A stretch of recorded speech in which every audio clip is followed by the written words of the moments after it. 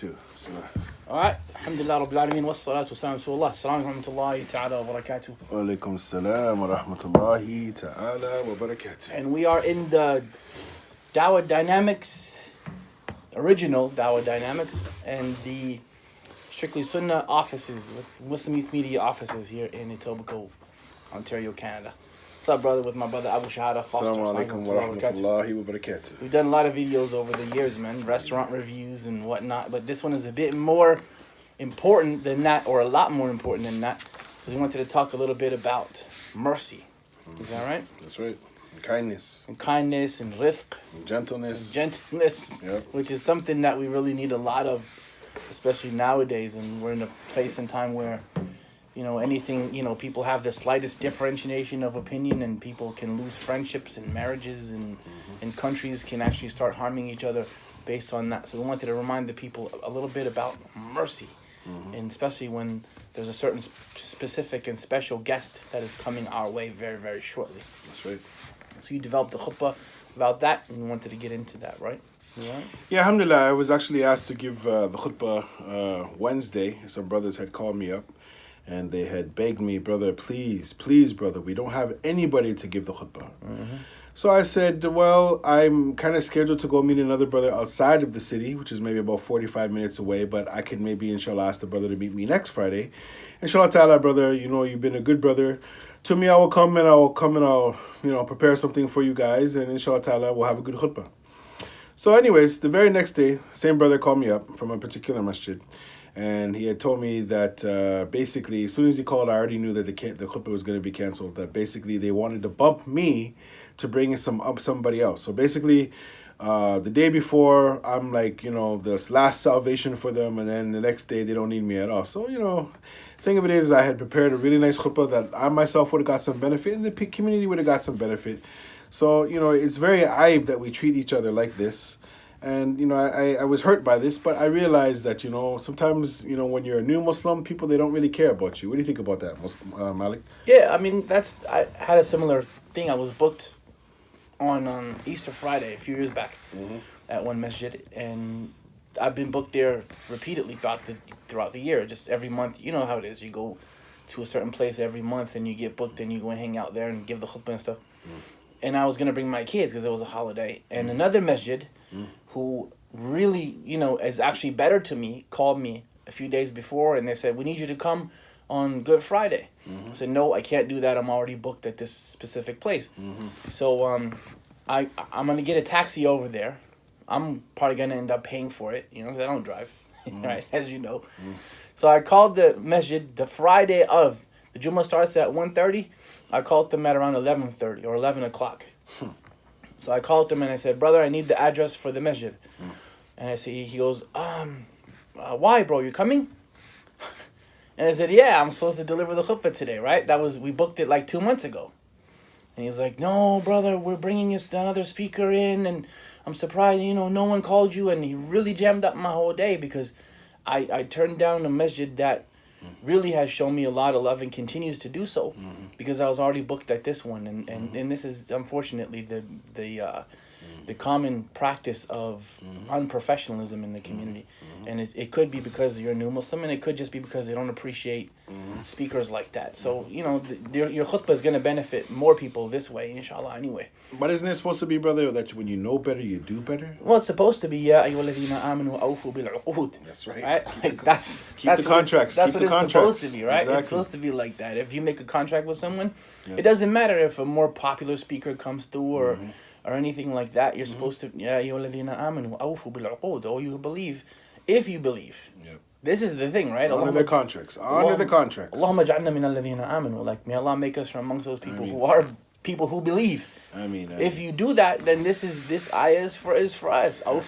Now, if you don't do that, that's different. You do what you need to do, but this is the whole point of it now, right? Is this professionalism is crucial. Well, that's the thing. You deal with people, and then you say, okay, and there are certain like I've had to cancel events before, but I've never canceled events the day of. SubhanAllah. Right? I've had to cancel. I had an event.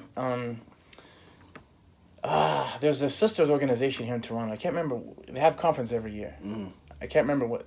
Me? Yeah. And I felt really bad, but I had a family emergency and I had to cancel. But I also gave them like 2 weeks or 3 weeks out. So they can find someone, inshallah. And I hope they did. Yep. And I still felt bad for that.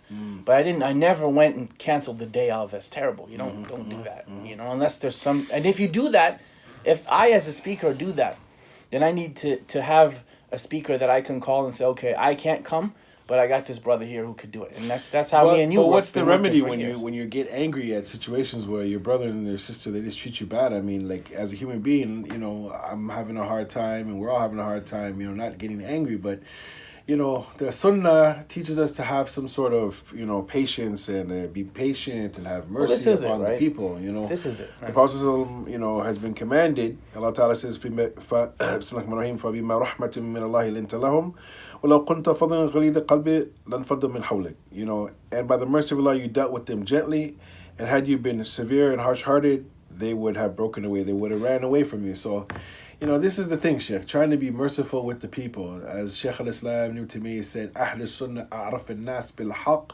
وأرحمه بالخلق. He said the people of the Sunnah, they are the most knowledgeable of the people, therefore the most merciful. So yeah, our religion is supposed to be, you know, a da'wah of rahmah. And look at this, brothers. We have coming up very soon, the Lord of Rahmah. He gave us the Prophet of Rahmah. He gave us the Deen of Rahmah. He gave us the Book of Rahmah. And the month of Rahmah is coming up. So how could we not be from the people of Rahmah, as Ibn Taymiyyah said? So you want to comment on that, Sheikh, about being Rahmah? Yeah, I mean, this is blessed to be Sheikh, man. You're my Sheikh. I'm your younger brother anyway. But the whole point is, like, even when we read the Quran, we always, after we say, A'udhu billahi minash shaitanir rajim, Bismillahir Rahmanir Rahim, 2 different types of mercy. And we say it every day, right? So when the people do that to us, you know, when we as speakers do what we do, and you've been running up and down the roads for 20 years, so have I, and you do it for the sake of Allah.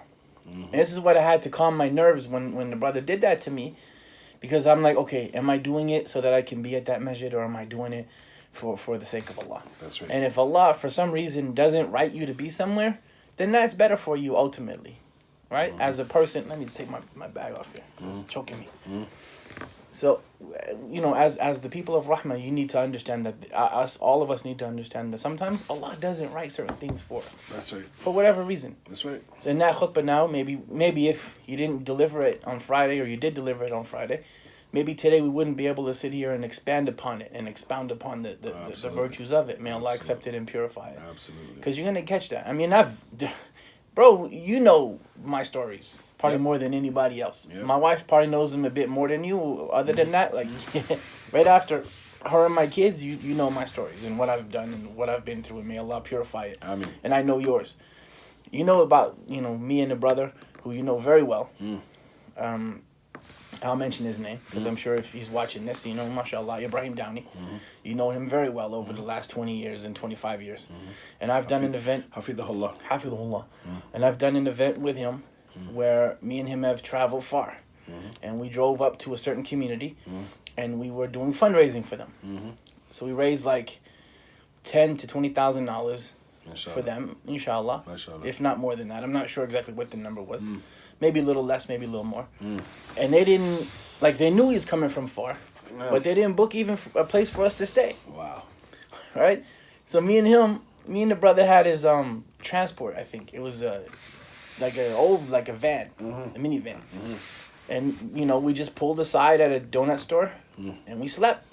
That's insane. They didn't know what, and it's February, y'all. That's insane. It's January, February in Canada, and it's minus 20, right? So the brother just turned on the heater, kept the car running, and we slept for like 2-3 hours, and then drove home again. That's crazy. Right?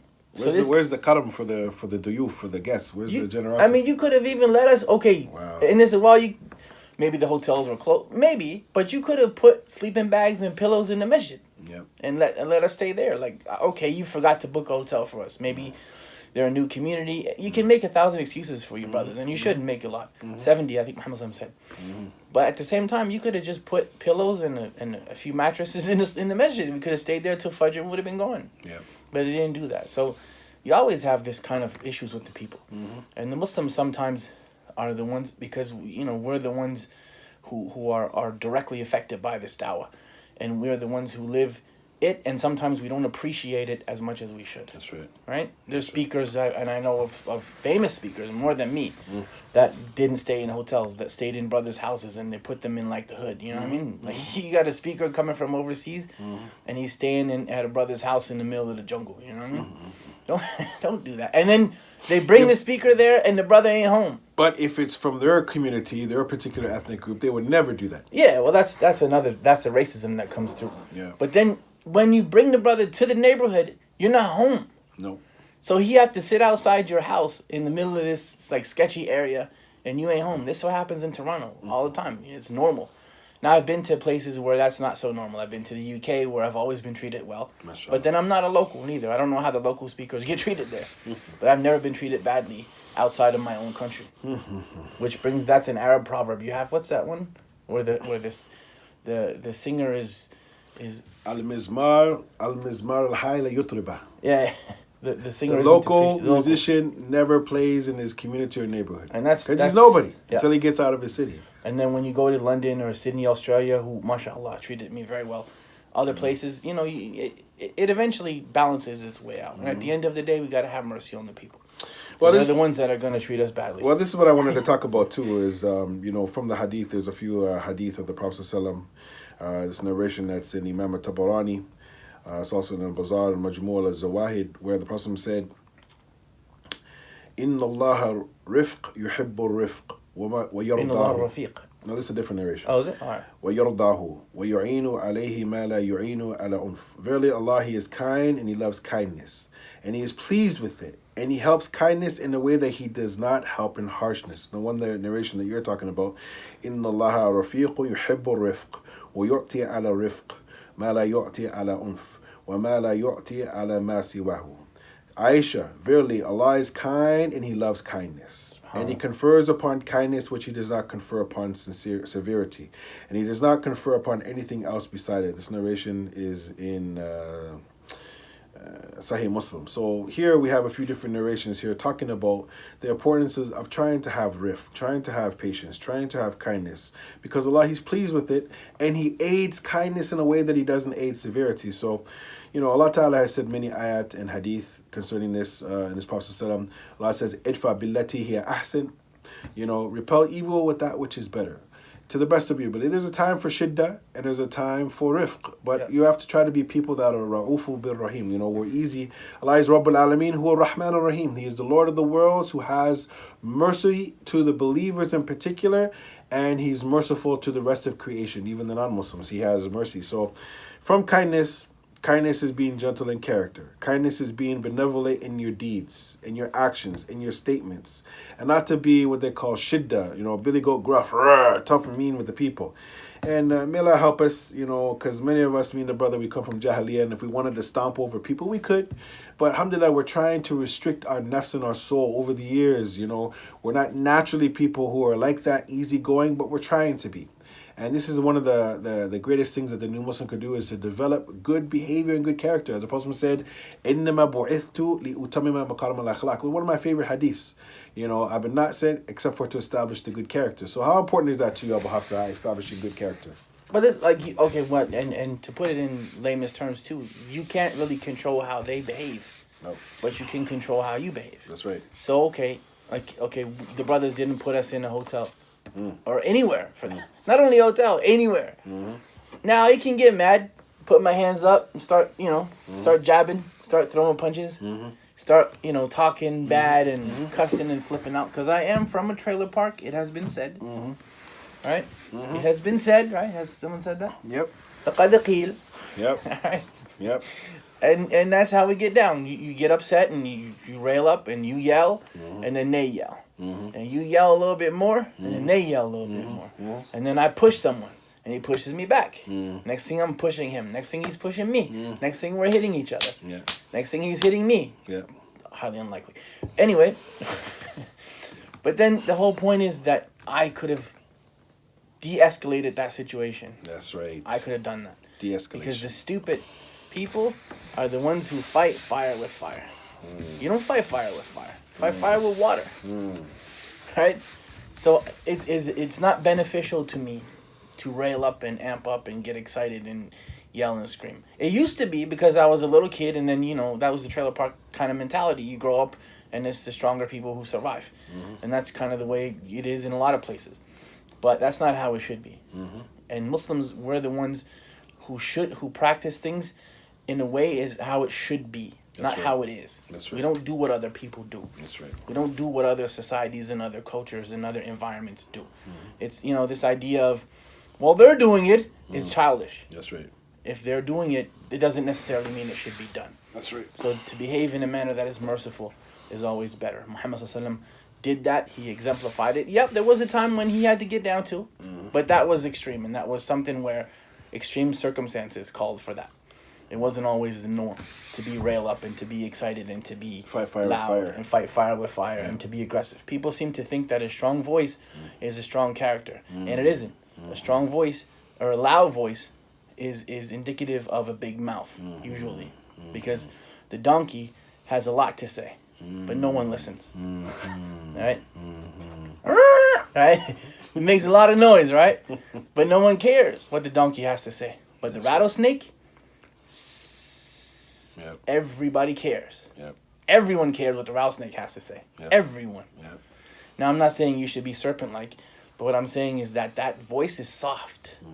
It's quiet. But that venom is potent. But you know that voice when it speaks, you listen because it doesn't speak very often. Where the donkey, he brays constantly, so nobody really cares what he has to say. That's right. Sure, he's strong, but he has a big mouth, so no one really takes him serious. The rattlesnake, everybody takes that rattlesnake serious. So to be merciful is better.